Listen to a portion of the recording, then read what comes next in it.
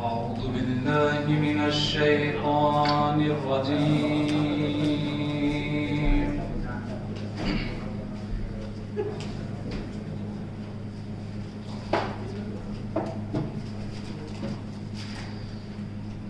بسم الله الرحمن الرحيم.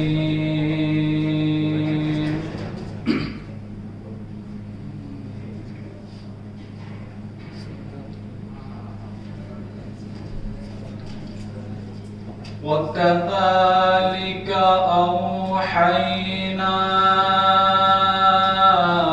إليك روحا من أمرنا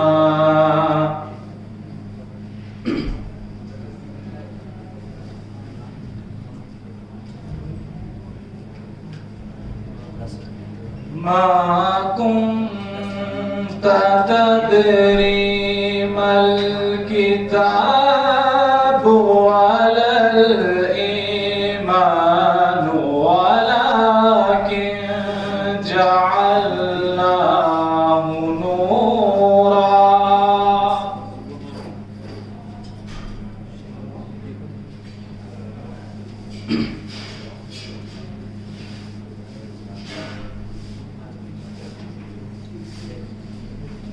ولكن جعلناه نورا نهدي به من نشاء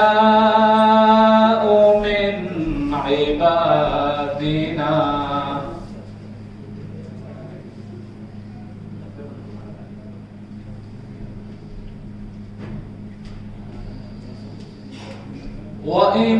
وإنك لتهدي إلى صراط مستقيم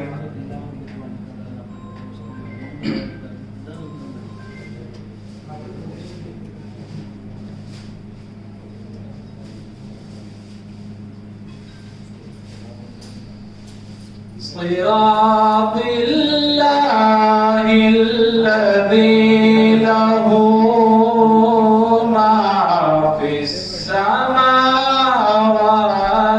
وما في الأرض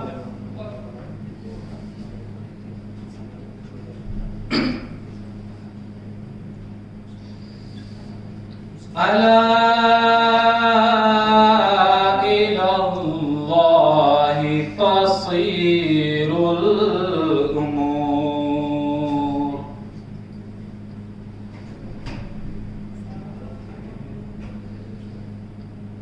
الله أكبر بسم الله الرحمن الرحيم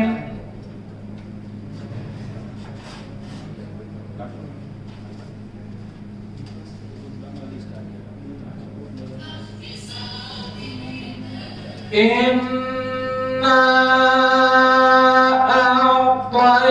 أعطيناك الكوثر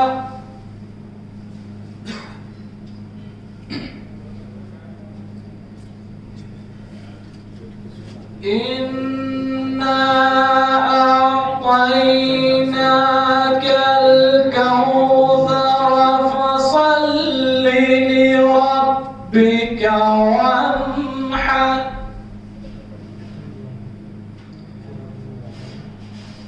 إن شانئك هو الأبتر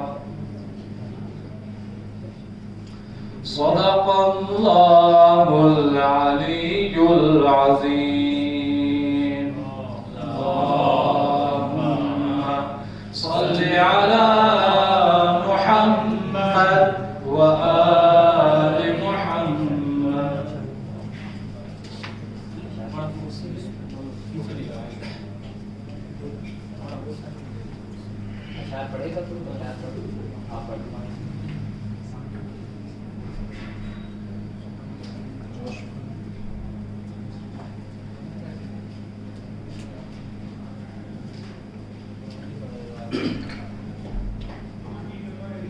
4 مصرے سماعت فرمائیں کہ فکر پاکیزہ خیالات جمع دے یا رب، فکر پاکیزہ خیالات جمع دے یا رب، اور نکھرا ہوا انداز بیاں دے یا رب، فکر پاکیزہ خیالات جمع دے یا رب، اور نکھرا ہوا انداز بیاں دے یا رب، تیری ممدوح کی مدحت کے لیے اٹھا ہوں، دل فرزدق کا تو میسم کی زبا دے یا رب، تیری ممدوح کی مدحت کے لیے اٹھا ہوں، دل فرزدق کا تو میسم کی زبا دے یا رب۔ اور چند مسدس سماعت فرمائے کہ آدم کے تذکرے میں یقیناً مزہ ہے، اور لیکن وقار ذکر شہ لا فتح ہے، اور پیمانے بلندی نور خدا ہے، اور آدم کا قد ہے اور قد مرتضی ہے، اور وہ دی کا ایک ورق یہ مکمل کتاب ہے، وہ دی کا ایک ورق یہ مکمل کتاب ہے، آدم تراب ہے تو علی بو تراب ہے، آدم تراب ہے تو علی بو تراب ہے،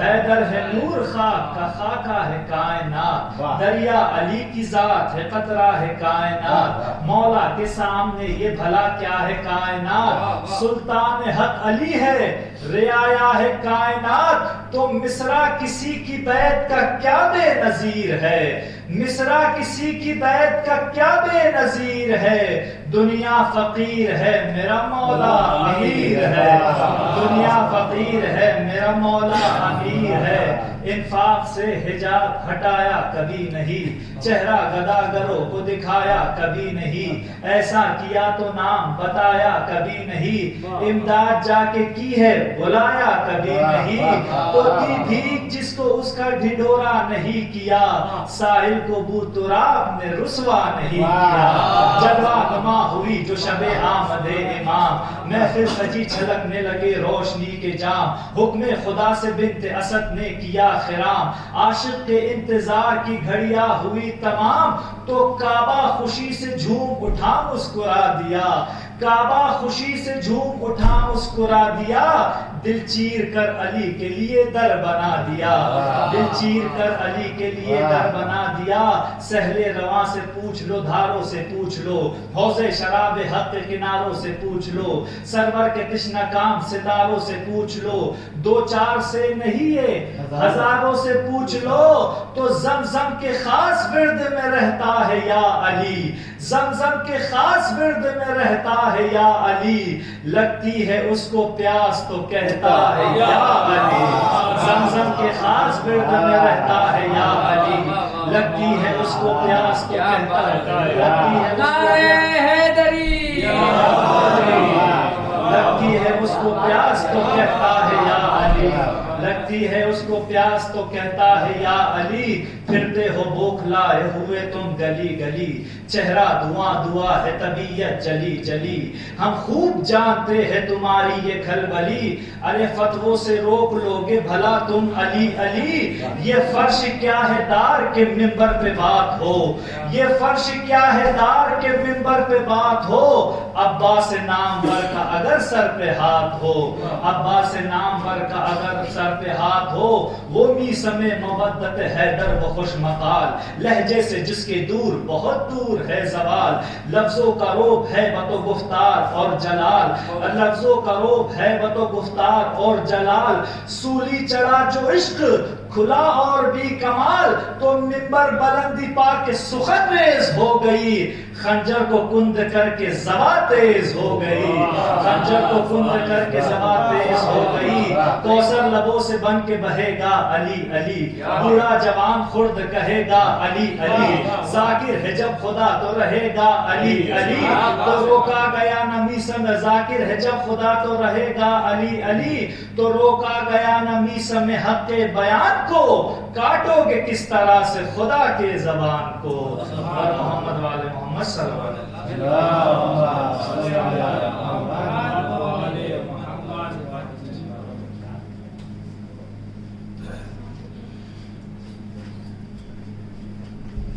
بہت اچھا ماشاءاللہ،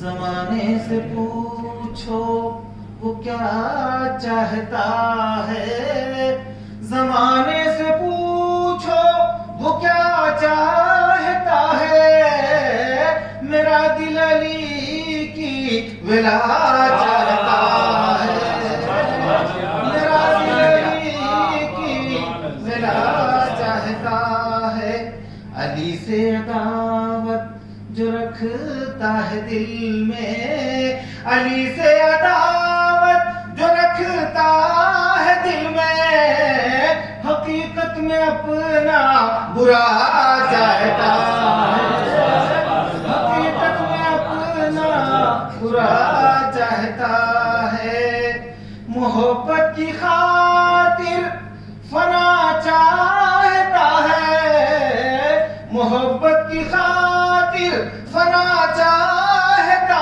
ہے، یہ راز بقا ہے بقا چاہتا ہے، یہ راز بقا ہے بقا چاہتا ہے، زباں پاک ہو اس کی مانند میسم، زباں پاک ہو اس کی مانند میسم، جو ذکر علی کا مزہ چاہتا ہے، جو ذکر علی کا مزہ چاہتا ہے، چلا زمانہ در مرتضیٰ پر، چلا زمانہ در مرتضیٰ پر، جو خلد بری کا پتہ چاہتا ہے، جو خلد بری کا پتہ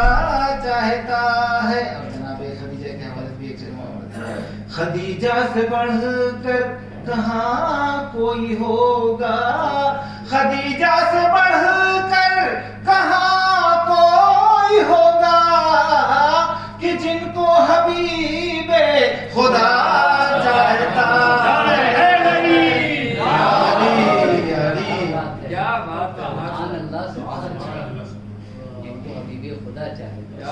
تیغ خالق نے سرور سے پوچھا، تیغ خالق نے سرور سے پوچھا، بتا میرے بندے تو کیا چاہتا ہے، تیغ خالق نے سرور سے پوچھا، بتا میرے بندے تو کیا چاہتا ہے، کہا شہ نے اپنا گلا کٹتے کٹتے، کہا شہ نے اپنا گلا کٹتے کٹتے، یہ بندہ تیری بس رضا چاہتا ہے، زمانے سے پوچھو وہ کیا چاہتا ہے، میرا دل علی کی ملا چاہتا ہے،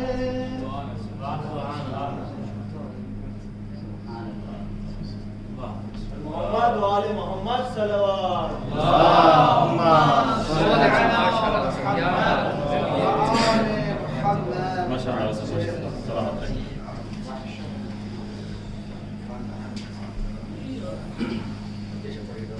محمد وآل محمد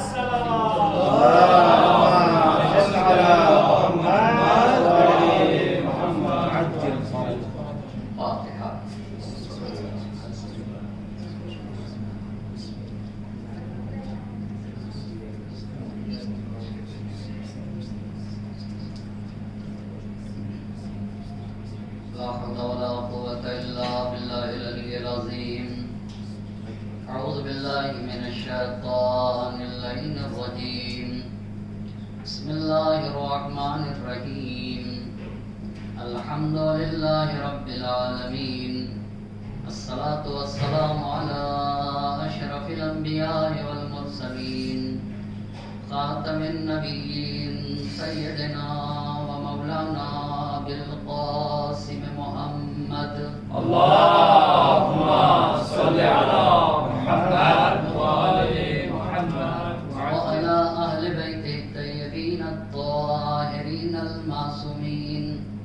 ولعنة الله على أعدائهم أجمعين. أما بعد فقد قال مولانا علي بن أبي طالب عليه السلام: الله الله في الجهاد بأموالكم وأنفسكم وألسنتكم. صلوات محمد رضي محمد. اللهم صل على محمد وآل محمد. آپ حضرات سے گزارش ہے ایک مرتبہ سورہ حمد اور 3 مرتبہ سورہ قل اللہ احد کی تلاوت فرما کر مرحوم رجب علی، تراب علی، اکبر علی، نسیم بانو اور شاہد بھائی اور دیگر مرحومین کی روح کو ایثار کر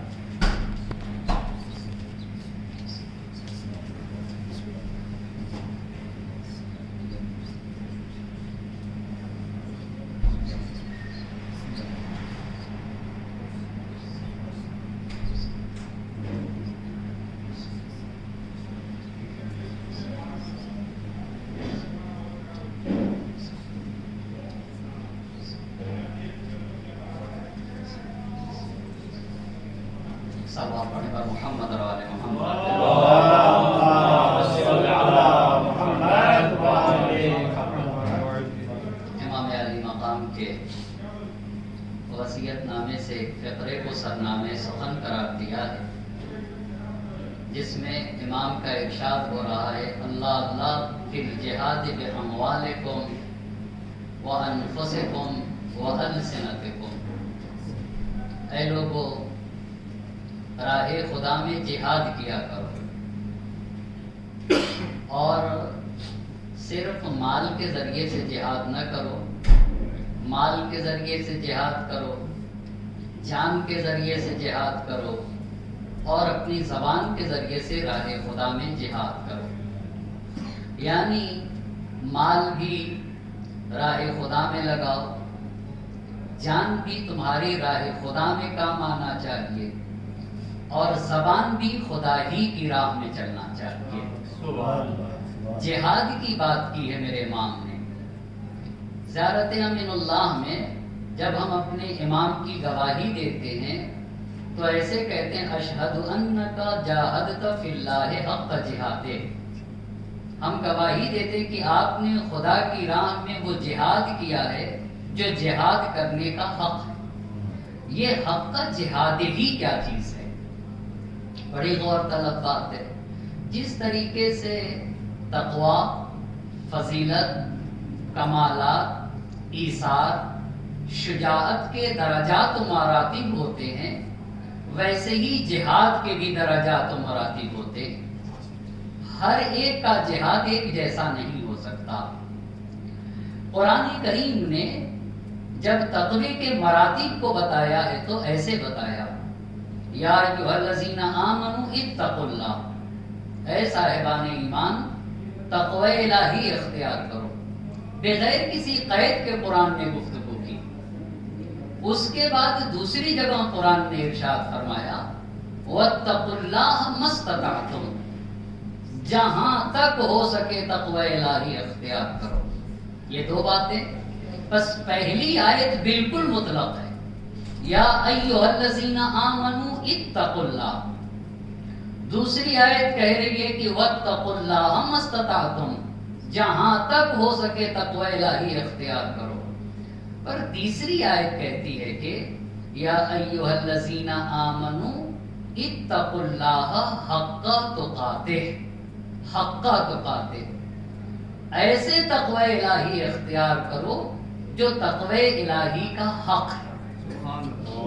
یعنی وہ خدا سے رابطہ جس میں ریا کا شائبہ بھی نہ پایا جائے.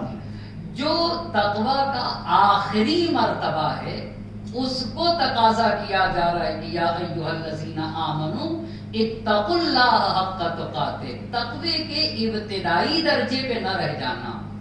یہ تو تقوی کے مراتب کو قرآن نے بیان کیا. اسی طرح سے جب جہاد کے مراتب اور درجات کو بیان کر رہا ہے تو یہاں کے اوپر بھی قرآن مجید نے ایسے ہی کہا: یا ایھا الذین آمنوا اتقوا اللہ وابتغوا الیہ الوسیلہ وجاہدوا فی سبیل اللہ لعلکم تفلحون. آپ ذرا غور کریں، اے صاحبان ایمان تقوی اختیار کرو، وابتغوا الیہ الوسیلہ، وسیلہ تلاش کرو، وجاہدوا فی سبیل اللہ، راہ خدا میں جہاد کرو. جہاد لغت میں کسی بھی کام کو انجام دینے کے لیے آخری حد جو ہوتی ہے تلاش و کوشش کی، اس تلاش و کوشش کو جہاد کہا جاتا ہے لغت میں. پر اصطلاح میں جہاد کہتے ہیں خدا کے دین کے دشمنوں سے جہاد کرنا، یہ اصطلاح میں کہا جاتا ہے. آئے جہاد کو دیکھیں آپ ذرا. اے صاحبان ایمان تقوی اختیار کرو، وابتغوا الیہ الوسیلہ وجاہدوا فی سبیل اللہ. راستہ بھی مشخص ہے، تمہارا جہاد خدا کے لیے ہونا چاہیے. لعلکم تفلحون، امید ہے کہ تم فلاح پا جاؤ گے. یہاں کے اوپر بھی مطلق کہا ہے آیت نے جاہدوا فی سبیل اللہ. لیکن دوسری جگہ قرآن کا ارشاد ہوتا ہے جاہدوا باموالکم وانفسکم. یہ دوسری آیت ہے قرآن کی. دیکھو، مال کے ذریعے سے بھی جہاد کرنا اور جان کے ذریعے سے بھی جہاد کرنا بہت سخت کام ہے. آپ کو پتا ہے سماج اور معاشرے میں دو طرح کے لوگ ہوتے ہیں. کچھ ایسے لوگ ہوتے ہیں کہ جن کے اوپر مال کی حکومت ہوتی ہے، یعنی وہ مال کے انڈر میں ہوتے ہیں. مال ان کے انڈر میں نہیں ہوتا ہے نا، مال کے انڈر میں وہ ہوتے ہیں. مال اوپر ہوتا ہے، وہ مال کے تحت میں ہوتے ہیں. پر کچھ لوگ ایسے ہوتے ہیں کہ جن کے اختیار میں مال ہوتا ہے. پتہ کیسے چلے گا کہ کس پر مال کی حکومت ہے اور کون مال پر حکومت کرتا ہے؟ یہ پتہ کیسے چلے گا؟ اگر آسانی سے کسی غریب کے لیے میری جیب سے پیسے نکل جائیں تو سمجھنا چاہیے کہ مال پر میری حکومت، یعنی مال میرے قبضے میں ہے نا. مال میرے قبضے میں تبھی تو آسانی سے نکل جا رہا. لیکن اگر دوسرے کے لیے مال نہ نکلے تو سمجھ لینا چاہیے کہ میں مال کے قبضے میں اور میں مال کے انڈر میں ہوں نا. بھئی اگر مال میرے اختیار میں ہوتا تو آسانی سے نکل جاتا، اس لیے کہ وہ میرے اختیار میں ہے. لیکن اگر آسانی سے نہ نکلے تو اس کا مطلب ہے کہ ہاں مال تو ہے میرے پاس، پر مال میرے اختیار میں نہیں ہے، میں مال کے قبضے میں ہوں. میں مال کے قبضے میں ہوں. یہ بہت بڑا جہاد ہے کہ دوسرے کے لیے آسانی سے پیسے نکل جائیں. یہ بہت بڑا جہاد ہے. قرآن کہتا ہے جاہدوا باموالکم وانفسکم. ہاں، اس جہاد کے لیے بھی سبیل خدا کو تلاش کرنا. مال بھی راہ خدا میں لگے اور جان بھی راہ خدا میں لگے. بس ایک جگہ قرآن نے کہا جاہدوا فی سبیل اللہ مطلق کہا. دوسری جگہ قرآن کہتا ہے جاہدوا باموالکم وانفسکم. لیکن سورہ حج میں قرآن کریم کہتا ہے جاہدوا فی سبیل اللہ حق جہاد. جاہدوا فی سبیل اللہ حق جہاد بعینہ. زیارت امین اللہ قرآن کی اسی آیے کریمہ کا ترجمہ ہے جہاں ہم امیر المومنین کے لیے گواہی دیتے اشہد انک جاہدت فی اللہ حق جہاد. اے علی، آپ نے راہ خدا میں وہ جہاد کیا جو جہاد کرنے کا حق ہے. اور قرآن سورہ حج میں کہتا ہے جاہدوا فی اللہ حق جہاد.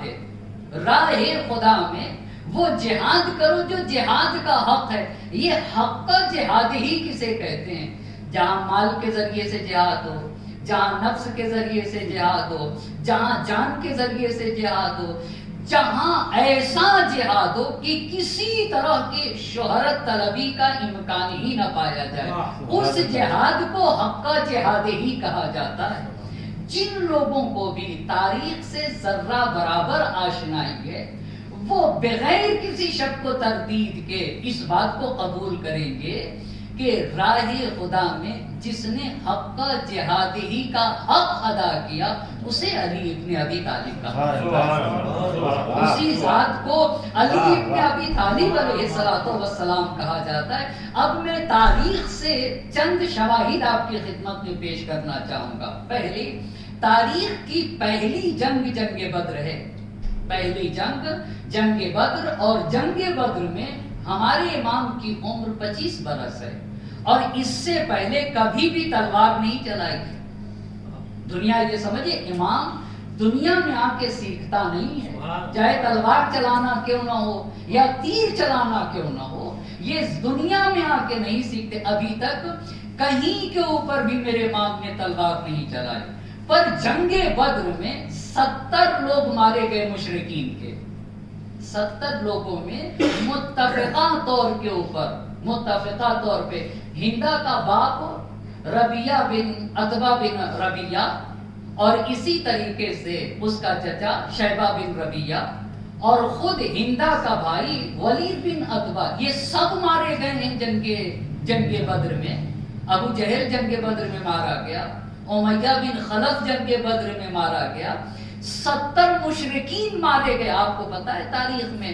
اچھا، جنگ بدر کے سرما بھی 3 ہی لوگ تھے، ایک علی ابن ابی طالب، ایک جناب حمزہ، اور ایک عبیدہ ابن حارث۔ عبیدہ ابن حارث بھی رسول خدا کے چچا زاد بھائی، علی ابن ابی طالب بھی رسول خدا کے چچا زاد بھائی، اور جناب حمزہ خود رسول خدا کے چچا ہیں۔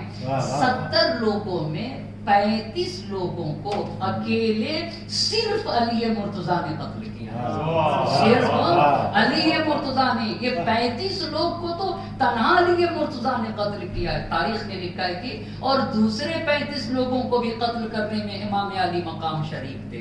یہ جنگ بدر ہے، آپ جا کے تاریخ کی، جہاں مسلمان 313 اور ادھر 1000 کے قریب 313 کا لشکر، اور سارا لشکر نہیں ہٹتا، وہاں کیسے جا فشانی، کیسا جہاد کیا ہے علی مرتضیٰ نے۔ یہ پہلی بات، یہ جنگ بدر ہے۔ پہلی بات، جنگ احد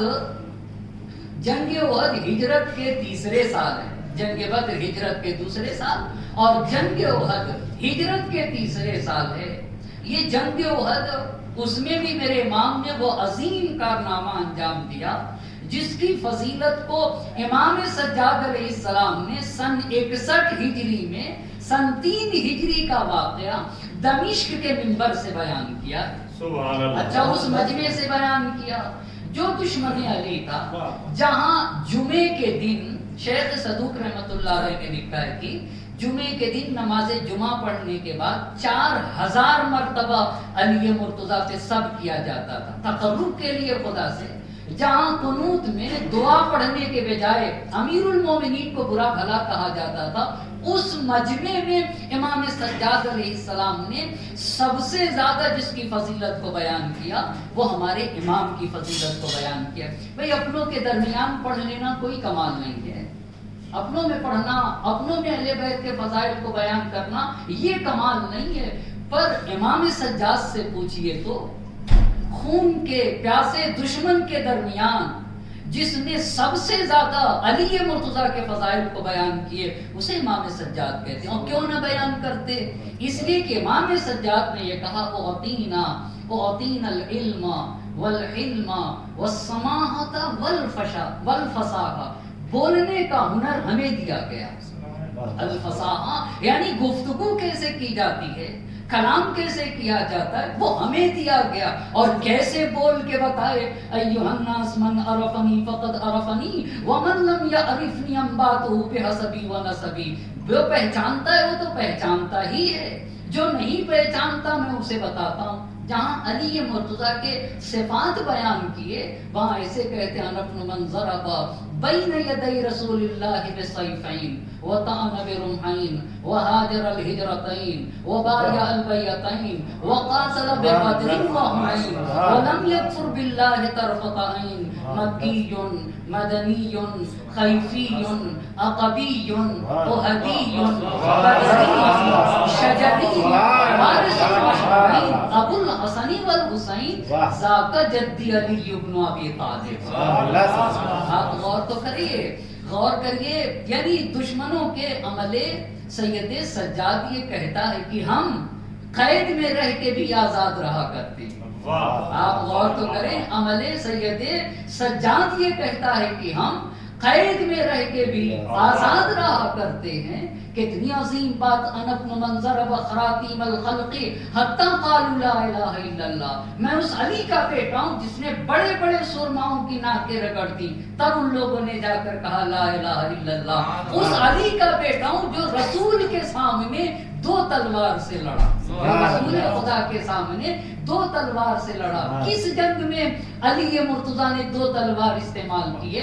جنگ احد ہے نا، اتنی تلوار چلائی جنگ احد میں کی، تلوار چلاتے چلاتے امام عالی مقام کی جب تلوار ٹوٹی تو نبی پاک نے اپنی تلوار دی اور ادھر سے فرشتہ قصیدہ پڑھتا ہوا نازل ہوا، لا فتح الا علی لا سیف الا ذوالفقار، لا فتح الا علی لا سیف الا ذوالفقار، لا سیف الا ذوالفقار۔ جو رسول خدا کے سامنے دو تلوار سے لڑا اس کا بیٹا ہوں، جس نے جو بدر اور حنین کا سورما ہے اس کا بیٹا ہوں، جس نے دو ہجرت کی اس کا بیٹا ہوں، جس نے دو مرتبہ بیعت کی اس کا بیٹا ہوں، لم یکفر باللہ طرفۃ عین، جس نے پلک جھپکنے کے برابر بھی غیر خدا کے سامنے سر نہ جھکایا، اس علی کا میں بیٹا ہوں۔ جو مکی ہے، جو مدنی ہے، جو احد کا سورما ہے، جو بدر کا سورما ہے، جو مشعر کا وارث ہے، جو حسن و حسین کا بابا ہے، وہ میرا دادا علی ابن ابی طالب۔ آپ نے دیکھا جہاں کچھ لوگ پہاڑ کے اوپر جا کے رکے تھے، کچھ لوگ مدینہ جنگ احد میں بھاگنے والوں کی کیفیت کئی طرح کی تھی، کچھ لوگ مدینہ چلے آئے تھے، کچھ لوگ دور گئے تھے، کچھ لوگ پہاڑ پہ رکے ہوئے تھے، اور اسی میں کچھ فداکار ایسے تھے ابو دجانہ جو نبی پاک کے اوپر جھکے ہوئے تھے اور سارے تیر اپنی پشت کے اوپر لے رہے تھے، اور وہاں علی مرتضیٰ پروانے کی طرح رسول خدا کے ارد گرد تھے۔ اور جب نبی گرامی نے پوچھا کہ اے علی تم کیوں نہیں چھوڑ کے چلے گئے، تو علی مرتضیٰ نے فرمایا کیا ایمان کے بعد میں بھی کافر ہو جاتا؟ کیا ایمان لانے کے بعد میں بھی کفر اختیار کر لیتا؟ اس کا مطلب یہ ہے کہ نبی کو چھوڑ کے چلا جانا، چاہے وہ وطن میں چھوڑ دیا جائے یا میدان میں چھوڑ دیا جائے، دائرہ اسلام سے خارج کر دیا جائے، چاہے وطن میں چھوڑا جائے چاہے میدان میں چھوڑ دیا جائے، نبی کو چھوڑ دینا یہ انسان کو دائرہ اسلام سے خارج ہو جاتا ہے۔ بس جنگ بدر آپ دیکھیں، جنگ احد دیکھیں، اچھا جنگ خندق کو کیا کہیے گا؟ جنگ خندق میں جب علی مرتضیٰ ایسے نہیں عمرو بن عبدود، تاریخ پڑھے نا، تاریخ نے لکھا ہے کہ دوسرے خلیفہ سے جب یہ کہا گیا کہ عمرو بن عبدود کے مقابل میں جاؤ، تو دوسرے خلیفہ نے آپ کو پتہ ہے کیا کہا کہ اس کے مقابل میں ہمیں بھیج دیں، یہ اونٹ کا بچہ اٹھا کے سفر بنا لیتا ہے، اونٹ کا بچہ اٹھا کے۔ یہ عمرو بن عبدود کوئی معمولی انسان نہ تھا، اونٹ کا بچہ اٹھا کے۔ آپ سے ایک بات کہنا چاہوں گا، یہ بتائیے ایک تلوار چلانے میں کتنا وقت لگتا ہے؟ ایک انسان ایک تلوار چلاتا ہے، بہت سارے مجاہدین ہیں جنہوں نے تلوار چلائی ہے۔ ہر عمل کا ایک جسم ہوتا ہے، ایک روح ہوتی ہے۔ مثال کے طور پر ہم بھی نماز ظہر کی 4 رکعت پڑھتے ہیں اور امام معصوم بھی 4 ہی رکعت پڑھتے ہیں، تو جسم کے اعتبار سے تو برابر ہے، جسم کے اعتبار سے تو برابر ہے، دونوں نے 4 رکعت نماز پڑھی، پر اس کی معنویت، اس کے اثرات، امام معصوم کی 1 رکعت نماز اگر بشریت پہ بانٹ دی جائے نا تو بشریت فخر و افتخار کرے گی۔ 1 رکعت نماز، اس کا مطلب یہ کہ عمل کا ایک جسم ہے اور عمل کی ایک روح ہوتی ہے نا۔ بہت سارے مجاہدین نے تلواریں چلائیں، ہاں تلوار چلانے میں کم وقت لگتا ہے، علی مرتضیٰ نے بھی تلوار چلائی، پر نبی پاک نے جنگ احزاب میں یہ ارشاد فرمایا لَضَرْبَةُ عَلِيٍّ یوم الخندق افضل من عبادت الثقل ہے. یہ کس بنیاد کے اوپر افضل من عبادت الثقل ہے؟ اگر جسم دیکھیے گا تو ایک تلوار چلائی ہے، پر اخلاص کی بنیاد کے اوپر، روح عمل کی بنیاد کے اوپر عمل وزین بنا کرتا ہے. اور کیوں نہ ایسا ہوتا؟ عمرو بن عبد ادھر دوسرے خلیفہ کہتے ہیں کہ ہمیں اس کے مقابل میں بھیجیے گا. یہ اونٹ کا بچہ اٹھا کے سپر بنا دیتا ہے. اسے فارسی یلیل کہا جاتا ہے. 1000 آدمی کا مقابلہ اکیلے کرتا تھا. یہ تاریخی حقائق ہیں. اور یہ جب خندق کراس کر کے آیا تو اس نے اپنا نیزہ زمین پہ گاڑ کے یہ کہتا ہے کہ تم کہتے ہو کہ ہمیں اگر قتل کرو گے تو ہم جہنم میں چلے جائیں گے، ہمارے ہاتھوں سے قتل ہو گے تو تم جنت میں جاؤ گے. کیا تم میں کوئی ایسا نہیں ہے کہ جو ہمارے ہاتھوں قتل ہو کے جنت میں چلا جائے یا ہمیں قتل کر کے جہنم میں بھیج دے؟ کوئی نہ اٹھ رہا تھا، کوئی نہ اٹھ رہا تھا. تو امام علی علیہ السلام کھڑے ہوئے، نبی پاک نے پھر بیٹھا دیا. تیسری مرتبہ جب اس نے کہا کہ کیا تم میں کوئی نہیں اشہد انکا جاہدت فی اللہ حق جہاد. زرار بن زمرہ نحشلی نے جب امیر شام سے علی ابن ابی طالب کے فضائل بیان کیے تو ایسے کہا یجود للہ بمہجتہ. علی اس ذات گرامی کو کہا جاتا ہے جو راہ خدا میں اپنے وجود کو وقف کیے ہوئے، جو مسلسل جان دینے کے لیے تیار تھے، اسے علی ابن ابی طالب کہا جاتا ہے. اچھا، پہلی مرتبہ، دوسری مرتبہ، تیسری مرتبہ جب گئے تو آئے میدان میں تو امام علی مقام نے عمرو بن عبد سے کہا کہ میں نے سنا ہے کہ تم جس سے جنگ کرتے ہو اس کی 3 باتوں میں سے کسی ایک بات کو قبول کرتے ہو. کہاں ایسا ہے؟ کہا ادعو کا ان تشہد اللہ الہ الا اللہ وحدہ لا شریک لہ. میں تمہیں بلاتا ہوں کہ تم خدائے وحدہ لا شریک کے اوپر ایمان لے کر آؤ.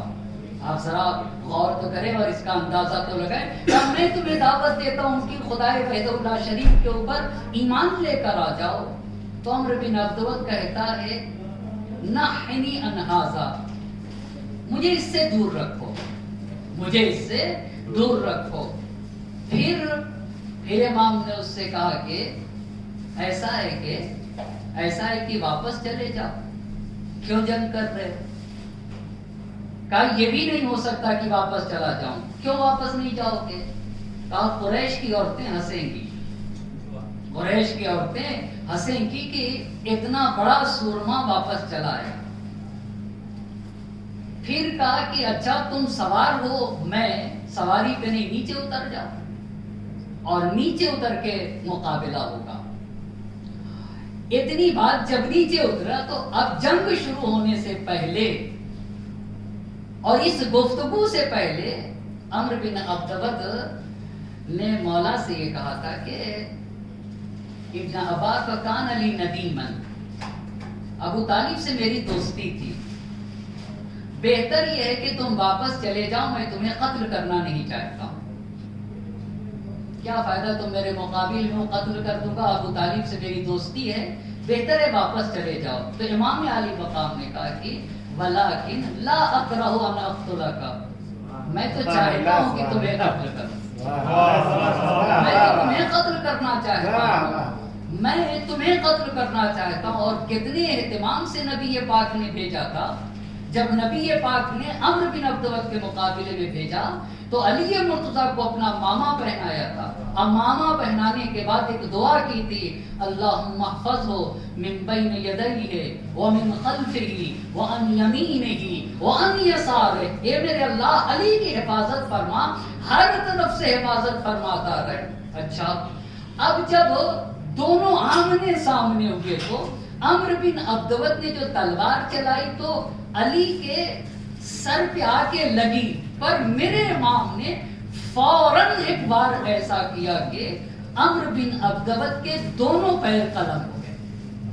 یعنی جب عمرو بن عبد زمین پہ گرا ہے نا تو پہلے اس کے دونوں پیر قلم کیے تھے امام علی مقام نے تو زمین پہ گرا. اتنی بات جواب. اب سینے کے اوپر سوار ہوئے، سینے کے اوپر شہید مرتضیٰ مطہری رحمۃ اللہ علیہ نے اور مصر کے ایک عظیم رائٹر ہیں محمود اقاد، انہوں نے اپنی کتاب میں میرے امام کے بارے میں ایک عظیم بات لکھی ہے، کہا کہ میں نے جتنا علی مرتضیٰ کو پڑھا ہے نا، وہ یہ سمجھا ہوں کہ علی مرتضیٰ میں جمع مردی پائی جاتی ہے جو شجاعت سے بہت بلند و بالا شے کا نام ہے۔ بہت غور کرنے کی ضرورت ہے۔ علی جمع مرد انسان کا نام ہے جو شجاعت سے بہت زیادہ بلند و بالا شے کا۔ مولانا روم نے یہ شعر کہا تھا، در شجاعت شیر ربانیستی، در مروت خود کی دانی کیستی۔ اے علی، ہم آپ کی شجاعت تو بیان کر سکتے ہیں، پر آپ کی جمع مردی کا کیا عالم ہے، ہم اسے بیان نہیں کر سکتے۔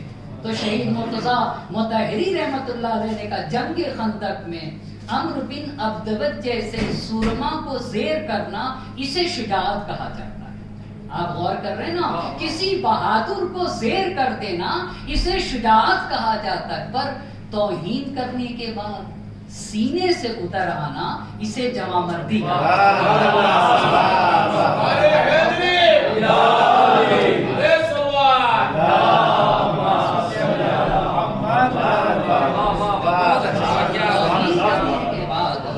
توہین کرنے کے بعد سینے سے اتر آنا اسے جمع مردی کہا جاتا ہے۔ یعنی جمع کا میں نے علی کو جمع مرد پایا جو ہر میدان میں جمع مرد نظر آئے ہیں، یعنی جو عرفان کے اس مرحلے پر پہنچ جائے کہ اپنے ہر عمل میں خدا کو دیکھے، جو اپنے ہر عمل میں آپ سے یہ پوچھنا چاہوں گا، کربلا میں امام حسین علیہ السلام نے غر کے 1000 کے لشکر کو سیراب کیا تھا، اسے شجاعت کہتے ہیں یا جمع مردی کہیں گے؟ یہ شجاعت نہیں ہے، اپنے خون کے پیاسے لشکر کو سیراب کر دینا یہ علی کا بیٹا حسین ہی کر سکتا ہے، یہ جمع مردی انسان ہی کر سکتا ہے۔ جمع مردی کا مطلب یہ ہوتا ہے کہ عرفان کے اس مرحلے پر انسان پہنچ جائے جہاں دشمن سے بھی محبت کرے۔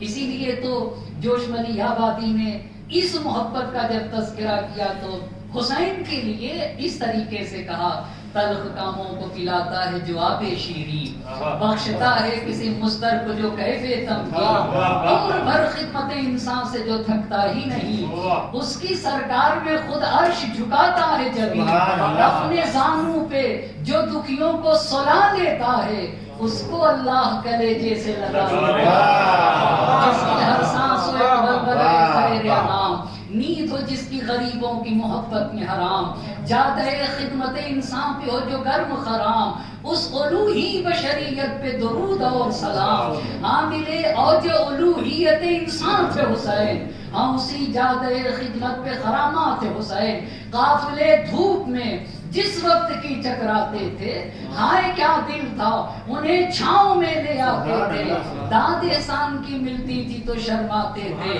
تشنا لب دیکھ کے دشمن کو تڑپ جاتے تھے، دشتے پہ آپ میں کوثر کی روانی تھے حسین، کشتے انسان پہ برستا ہوا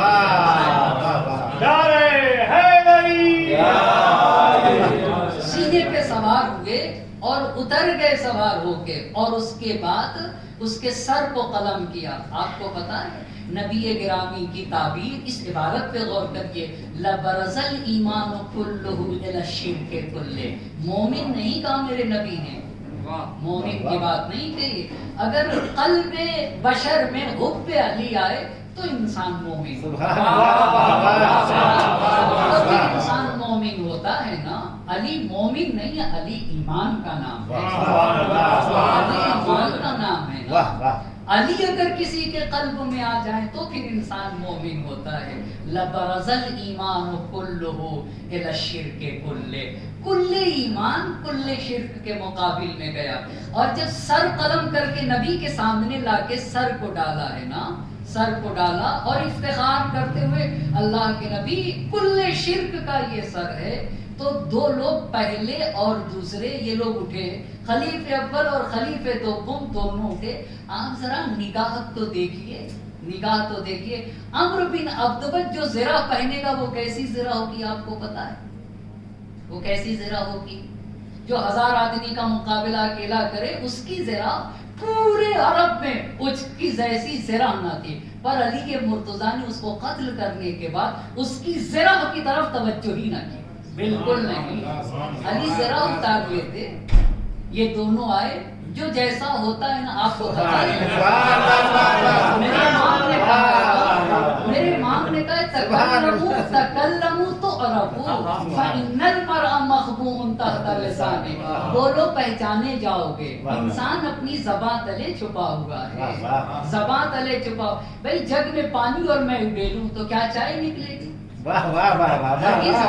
اس لیے کہ برتن میں جو چیز ہے نا وہی اس سے باہر۔ یہ دونوں اٹھے، انہوں نے پیشانی کا بوسہ دیا آقا کے، اور پہلا سوال امام سے کیا، اللہ سلبتہ درعہ، اے علی اتنی قیمتی زرہ پہنے ہوئے تھا، آپ نے اس کی زرہ کیوں نہیں اتارا؟ اسی کو کریم کہا جاتا ہے۔ علی کریم انسان کا نام ہے جسے جمع مرد جو دشمن سے بھی محبت کرے۔ کیوں نہیں اتاری تھی میرے امام نے زرہ؟ اس لیے کہ زرہ ایسے پہنے تھا کہ اگر آقا اسے اتار لیتے تو اس کی وہ جگہ ظاہر ہو جاتی جو ظاہر نہیں ہونا چاہیے، جو ظاہر نہیں ہونا چاہیے، اوریاں ہو جاتا۔ جو چیز ظاہر نہیں، تو میرے امام نے کہا انی استحییت من اللہ، میں نے ذرا اس لیے نہیں اتاری تھا، مجھے خالق سے حیا آ رہی تھی کہ کیسے اس کی ذرا اتار لوں کہ ایک انسان اوریاں ہو جائے۔ اس انسان کو کریم کہا جاتا ہے، اسے علی کہا جاتا ہے، اسی کو جمع مرد کہا جاتا ہے۔ آخری بات عرض کر کے زحمت کو آپ کو پتا ہے، صفین کی آخری رات کو لیلۃ الحریر کہا جاتا ہے۔ لیلۃ الحریر میں جو سب سے کم اشہد انک قد جاہدت فی اللہ حق جہاد، اے علی آپ نے تو راہ خدا میں جہاد کا حق ادا کر دیا۔ سب سے کم جو روایت ملتی ہے 300 لوگوں کو قتل کیا، بعض روایت نے کہا 500 لوگوں کو، بعض میں کہا 6، ایک رات میں 300 کو ہم مانتے ہیں، 300 کو، اور ہر قتل پہ ایک تکبیر کہتے تھے۔ اسی تکبیر کے ذریعے سے پتا چلا کہ علی مرتضیٰ نے کتنے لوگوں کو قتل کیا ہے۔ بس عزیزان محترم، زحمت کو تمام کر دیا۔ اشہد انک جاہدت فی اللہ حق جہاد، علی آپ نے تو خدا کی راہ میں جہاد کا حق ادا کر دیا۔ ولادت خانہ کعبہ، شہادت مسجد کوفہ۔ ولادت خانہ کعبہ جس کی پوری زندگی 2 مسجد کے درمیان گزری ہے نا، اس کو علی کہتے ہیں۔ آپ دیکھیں وہاں مسجد الحرام اور یہاں مسجد کوفہ، ولادت خانہ کعبہ، شہادت مسجد کوفہ۔ نہ ایسی ابتدا دیکھی نہ ایسی انتہا دیکھی۔ یہ میرے علی کی ابتدا ہے اور یہ میرے علی کی انتہا ہے۔ محمد حنفیہ، امام حسن، امام حسین، جناب زینب و ام کلثوم، امام ہوتا ہے، اس کی محبت بھی سب سے اعلیٰ درجے کی ہوتی ہے۔ وہ اگر اپنے بچوں سے بھی محبت کرتا ہے، اس کا عاطفہ بھی اپنے کمال کے اوپر ہوتا ہے۔ کوئی مورخ، کوئی محدث بتائے گا امام علی مقام جناب زینب و ام کلثوم سے کیسی محبت کرتے تھے۔ بس عزیزان محترم، محمد حنفیہ کا بیان ہے کہ 21ویں رمضان کی رات گزر رہی تھی اور میرے بابا ہم سب سے مخاطب ہو کے کہہ رہے تھے کہ میں تمہیں اللہ کے حوالے کرتا ہوں، میں تمہیں خدا کے سپرد کرتا ہوں۔ حسن خدا حافظ، حسین خدا حافظ، زینب و ام کلثوم خدا حافظ، محمد حنفیہ خدا حافظ۔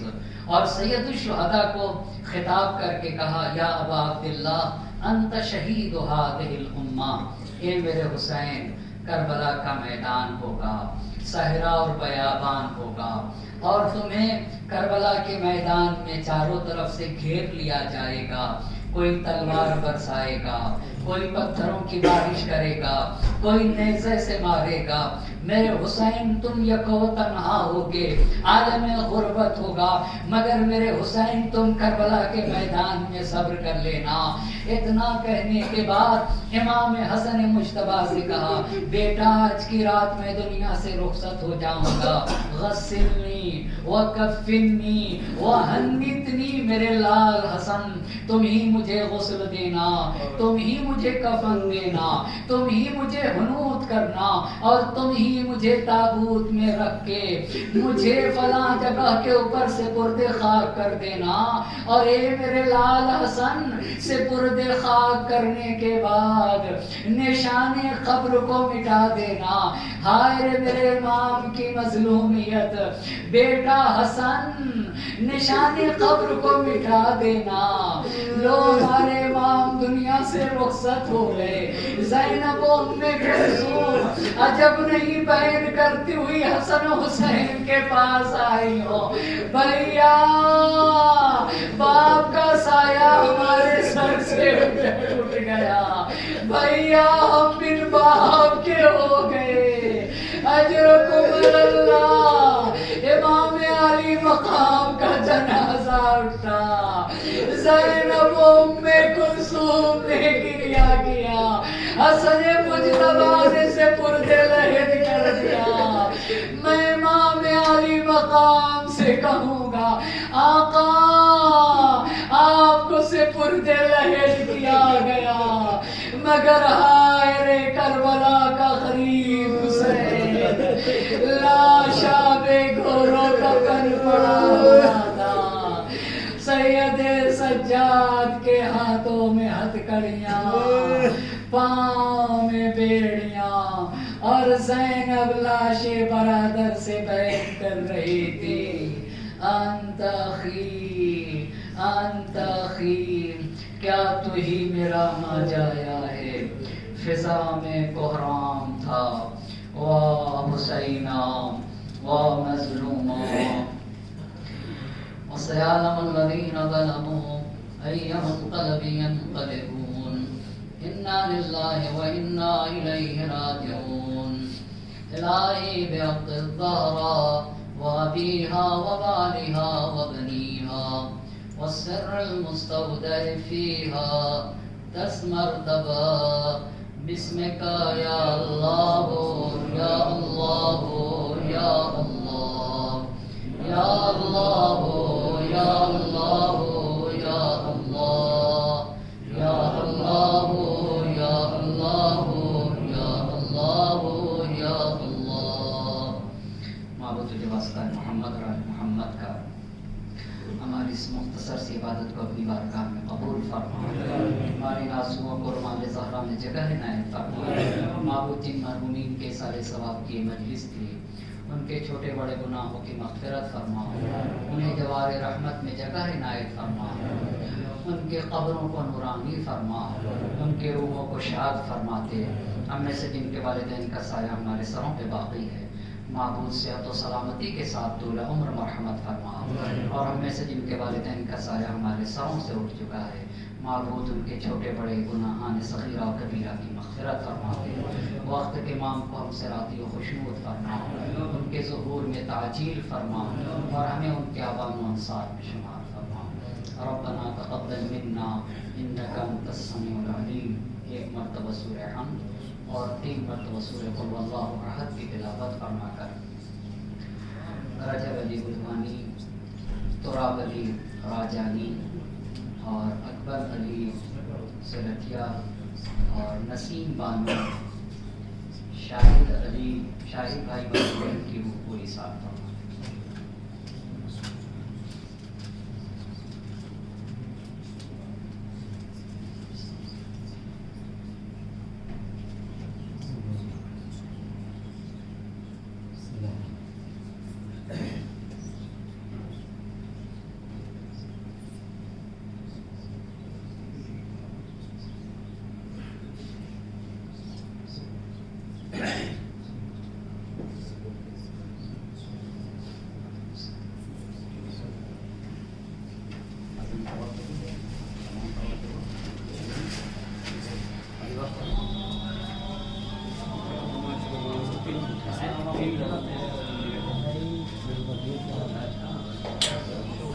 سے پڑھا آپ نے کسی